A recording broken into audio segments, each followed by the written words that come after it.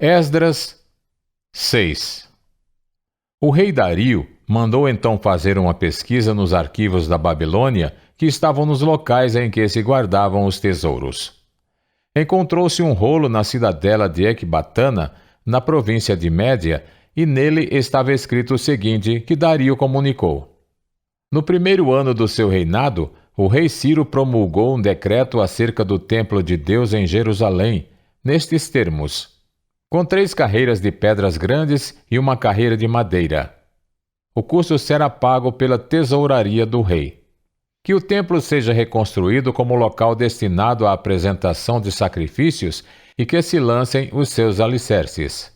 Ele terá 27 metros de altura e 27 metros de largura, e os utensílios de ouro e de prata da casa de Deus, que Nabucodonosor tirou do templo de Jerusalém e trouxe para a Babilônia, serão devolvidos aos seus lugares no templo de Jerusalém. Devem ser colocados na casa de Deus. Agora, então, Tatenai, governador do território situado a oeste do Eufrates, e Setar-Bozenai, e vocês, oficiais dessa província e amigos deles, mantenham-se afastados de lá. Não interfiram na obra que se faz nesse templo de Deus.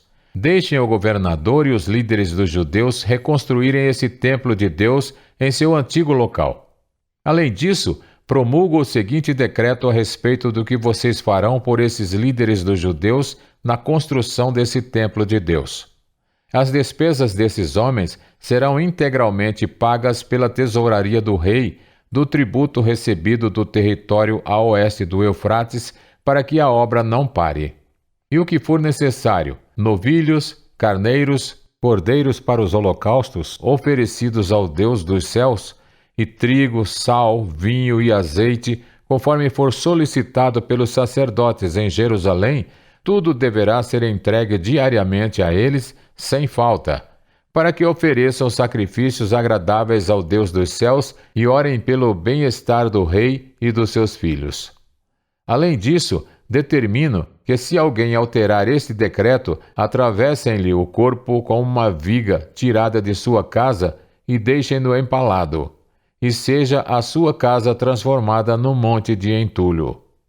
E que Deus, que fez o seu nome ali habitar, derrube qualquer rei ou povo que estender a mão para mudar esse decreto ou para destruir esse templo de Jerusalém. Eu, Dario, o decretei, que seja plenamente executado. Tendo recebido o decreto do rei Dario, Tatenai, governador do território situado a oeste do Eufrates, Setar-Bozenai e os companheiros deles o cumpriram plenamente. Dessa maneira, os líderes dos judeus continuaram a construir e a prosperar, encorajados pela pregação dos profetas Ageu e Zacarias, descendente de Ido. Eles terminaram a reconstrução do templo conforme a ordem do Deus de Israel e os decretos de Ciro, de Dario e de Artaxerxes, reis da Pérsia. O templo foi concluído no 3º dia do mês de Adar, no 6º ano do reinado do rei Dario.